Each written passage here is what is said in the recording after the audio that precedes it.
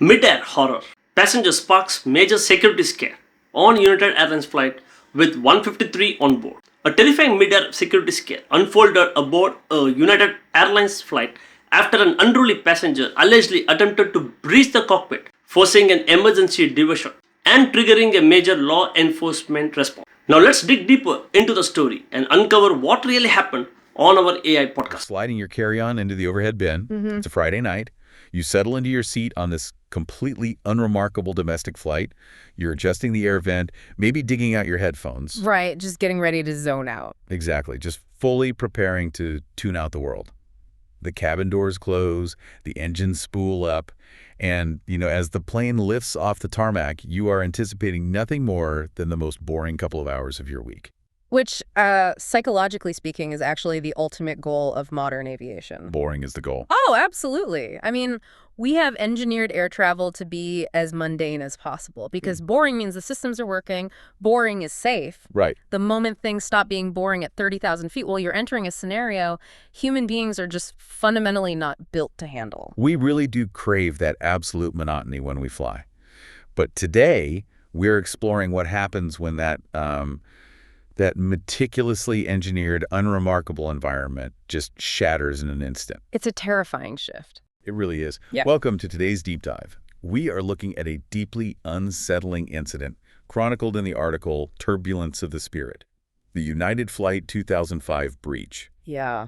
And it is a piece that essentially documents every frequent flyer's absolute worst nightmare. Our mission today is to reconstruct this timeline, analyze how a massive disaster was averted, and figure out what this reveals about a huge systemic problem. It's a crucial discussion. Okay, let's unpack this. We need to look at the baseline environment of this flight first. Yeah. Because the contrast between normal operations and total chaos is what makes this so jarring. The contrast is everything, yeah. So we're looking at United Flight 2005. This is a Boeing 737. Mm-hmm. You have 147 passengers and 6 crew members on board. So 153 total. Right. That is 153 people strapped into this highly pressurized, localized ecosystem, just hurtling through the upper atmosphere. And their route is the absolute definition of standard. They departed Chicago O'Hare at 8:02 p.m. Central Time, heading up to Minneapolis, St. Paul. Yeah. A super quick trip. Right. For anyone who regularly travels the Midwest, that route is a total puddle jump. I mean, you hit cruising altitude, the flight attendants barely have time to walk a trash bag down the aisle, and the pilots are already initiating the descent. Exactly. It's a fundamentally brief transit, which means there was almost zero time for tension to slowly simmer. Right. It wasn't a slow burn. No, not at all. What happened on Flight 2005 wasn't a slow build. It was an explosive escalation. The catalyst was just the single passenger. The guy in the blue shirt. Yeah, a man in a blue shirt who completely out of nowhere just became intensely and physically aggressive. And the passengers who were on that flight, they reported that he was shouting violently and shouting in Russian, actually. And this wasn't just, a verbal altercation with a flight attendant over a seat recline or drink order or something. The man actively made multiple attempts to physically storm the cockpit. This raises an important question about the hidden psychological architecture of a commercial flight. What do you mean by that? Well, when you walk through the terminal and step onto that jet bridge, you are implicitly agreeing to surrender your autonomy. Think about it. I guess that's true. You sit exactly where a computer tells you to sit. You eat when they tell you to eat. You fasten a belt across your waist on command. Yeah, it's a lot of rules. Right, and we accept this total loss of control because we trust the system. And the absolute anchor of that trust, the ultimate symbol that someone competent is in charge, is that reinforced cockpit door. I always think of a modern commercial airliner kind of like a submarine with a glass door. Oh, that's a good analogy. Like you can occasionally see the officers navigating the vessel, but you are all trapped together in a sealed, pressurized tube. I mean, if someone starts violently losing their mind in a grocery store or a subway car, you have geographic agency. You can just leave. Exactly. You can walk out the automatic doors. You can move to the next train car. But in our flying submarine, there is zero geographic agency. It's a real pressure cooker. It really is. The moment a passenger attacks that cockpit door, the entire cabin realizes simultaneously that there's no exit. The person trying to crash the submarine is locked inside the tube with you. And that is a profound psychological violation. Because since the structural overhauls in aviation security post-2001, that cockpit door is an impenetrable fortress by design. Right. It's basically a vault. Exactly. It separates the highly trained individuals flying the aircraft from the unpredictable variables in the passenger cabin. When someone attacks that barrier, it signals to the other 146 passengers that the fundamental mechanism keeping them alive is currently under siege. Panic. Pure panic. The stress response in that environment is primal. And that brings up the immediate, terrifying logistical problem. The pilots are locked behind that reinforced door, and operational protocol dictates they absolutely cannot open it. Never. Not under any circumstances. Right. No matter what is happening in the cabin, their job is to fly the plane. And the flight attendants, they're highly trained in de-escalation and emergency evacuation, but they're not a tactical SWAT team. Exactly. So when a man is violently throwing himself at the cockpit door in midair, who is actually supposed to stop him? Well, on Flight 2005, the answer reveals a really glaring reality about in-flight security. The people who physically intervened and subdued this individual were law enforcement officers who just simply happened to be passengers on that specific flight. Wait, I really want to challenge our broader assumptions about aviation security here. Okay, go ahead. Is this actually a failure of the airline security apparatus? Or are we just witnessing a wider cultural unspooling of public etiquette that just happens to be highly visible because it's happening inside a metal tube? That's an interesting point. Because people lose their minds and act aggressively in line at the DMV or in restaurant drive-thrus every single day. The difference is we don't have to emergency land the DMV. Are airplanes just magnifying glasses for broader societal anger? And are we relying entirely too much on sheer luck? What if those cops hadn't booked that Friday night flight? What's fascinating here is how the extreme constraints of the airplane environment force a hyper-accelerated societal organization. You make a fair point about cultural anger, but the aviation environment removes all the standard buffers we rely on in public spaces. Like you said, at the DMV, the police can arrive in 3 minutes. Right. At 30,000 feet, the police are either sitting in seat 12B or they aren't coming at all. When official preventative measures fail, meaning when a threat successfully clears the TSA checkpoints, boards the aircraft, and then decides to become violent, the ultimate fail-safe is just an impromptu social contract among the passengers themselves. Wow. We've essentially outsourced the final layer of Homeland Security to whoever happens to be sitting in the aisle seat. Precisely. And we have to look at the physical reality of what subduing a human being in that environment actually entails. That's got to be a nightmare. It is. An airplane aisle is roughly 20 inches wide. You are dealing with armrests, tray tables, luggage, and terrified bystanders. It is a geometrically impossible space to safely execute a physical takedown. And the communications between the aircraft and air traffic control, which were later reviewed by the WISN network, they paint a really chaotic picture of this struggle. Yeah, the radio logs are intense. Even with off-duty, trained law enforcement officers stepping in, they could not initially get the suspect in handcuffs. The radio transmission stated they gained control of him only after he made multiple attempts to breach the cockpit. Right. So this wasn't a 10-second scuffle. This was a sustained, violent, close-quarters wrestling match. And the inability to immediately cuff him speaks to the pure leverage deficit in a 20-inch aisle.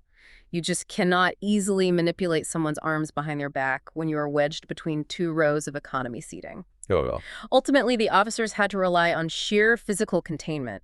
They forcibly seated the individual and then essentially created a human cage around him, physically pinning him in place for the remainder of the flight. But, pinning a violent suspect in a middle seat doesn't really solve the broader crisis. You can't just brush your hands off, tell the flight attendants to resume the beverage service, and casually continue on to Minneapolis. No, absolutely not. The physical threat might be somewhat contained, but you now have a highly volatile situation and 140 terrified passengers. The pilots have to get the plane out of the sky immediately. Once a physical breach attempt occurs, the original flight plan is instantly voided. The protocol is a mandatory emergency diversion to the nearest suitable airport. So the crisis transitions from a mid-air physical struggle to a massive logistical scramble on the ground. I look at the logistical aftermath of an emergency diversion, kind of like the ripple effect of throwing a titanium wrench into a hyper-calibrated global assembly line. Oh, that is spot on. Because the U.S. airspace network is this beautifully orchestrated machine where every arrival slot, every gate assignment, and every flight crew's legally mandated rest period is tracked down to the minute. One individual in a blue shirt didn't just inconvenience a few people. He violently jammed that entire machine. And you can see that in the flight tracking data. The Boeing 737 was forced to divert to Dane County Regional Airport in Wisconsin. Yeah, okay. They touched down at approximately 9:29 p.m. Central Time. That is roughly 90 minutes after they were originally lifted off from Chicago. 90 minutes for a flight that is only supposed to take about an hour total?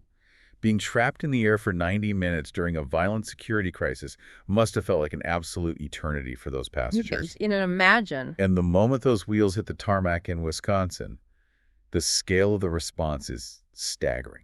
It immediately triggers a multi-jurisdictional web. The plane lands, and you have multiple local police officers boarding the aircraft to formally extract the suspect. But it escalates far beyond local authorities. The FBI Milwaukee field office deployed agents immediately. The FBI? Yeah, the FBI.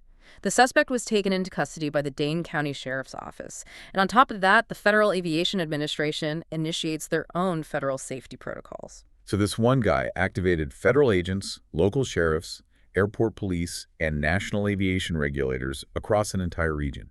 And while the authorities are pulling this guy off the plane and processing the crime scene, you still have 146 innocent people sitting on the tarmac, trapped in the collateral damage. The economic and personal cost to those passengers is immense. The aircraft was grounded in Wisconsin for several hours while law enforcement conducted interviews, secured evidence, and cleared the plane for travel. They didn't get back into the air until 1:25 in the morning. Gee. Yeah. They finally landed in Minneapolis at 2:19 a.m. They were more than 5 hours behind schedule. That's a massive delay. And going back to the assembly line analogy, those 5 hours mean missed international connections for some, ruined business meetings for others, and flight crews timing out of their legal shifts, which then causes flight cancellations the following morning in Minneapolis. Hundreds and hundreds of hours of collective human time just vaporized. Yet, amidst all of that massive disruption, there is a crucial detail from the reports that we really have to highlight. What's that? The FAA confirmed a safe landing, and there were 0 injuries reported. 0. 0. Not among the passengers, the crew, or the officers who intervened. Given the extreme violence of a cockpit breach attempt and the sheer physical danger of a brawl in an airplane aisle, 0 injuries is practically a statistical miracle. It speaks volumes to the professionalism of the flight crew in keeping the cabin as calm as possible, the pilots for executing a rapid diversion under extreme duress, and honestly, the sheer luck of having off-duty professionals ready to act. But this brings us to the macro issue, which is frankly much more alarming than this single Friday night flight. Flight 2005 is not an anomaly. Unfortunately, no. It is a very loud alarm bell for a systemic epidemic in our skies. We have to look at the frequency of this behavior. The FAA data is staggering. They have recorded more than 640 unruly passenger cases this year alone. Wait, over 640 incidents in a single year. That means multiple times a day, every single day, someone is melting down, attacking crew members, or threatening the safety of a commercial flight in the United States. And it is vital to understand that the federal government has not been passive about this. The penalties for assaulting, threatening, intimidating, or interfering with an airline crew member are financially and legally ruinous. Right, they don't mess around. We are talking about federal fines reaching up to $43,658 per violation. A nearly $44,000 fine. Plus, the Department of Justice routinely pursues criminal charges in these cases, which means actual time in a federal penitentiary. Exactly. If we connect this to the bigger picture, we are observing a total collapse of traditional deterrence theory. How so? Well, deterrence is built on the assumption of a rational actor. The logic is simple. If the penalty for an action is a $43,000 fine and federal prison, a rational person will calculate that cost and choose not to throw a punch at a flight attendant. Makes sense. But that rational calculation is completely disintegrating at 30,000 feet. Why? I mean, is it the altitude? Is it the free alcohol in the airport lounges?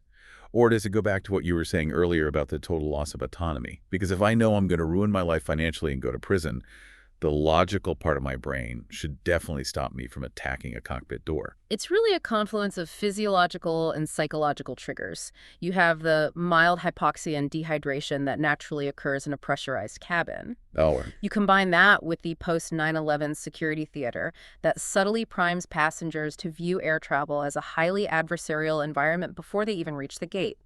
Add in alcohol, crowded seating, and the absolute removal of personal agency. It's a recipe for disaster. It is.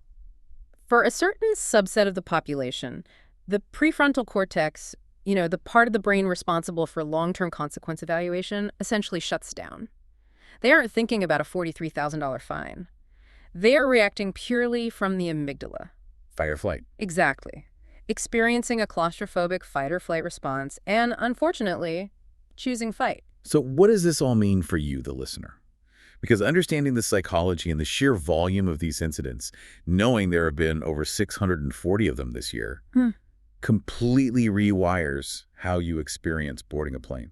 It really does change your perspective. You don't just look at your fellow passengers as travel companions anymore. You start unconsciously evaluating them.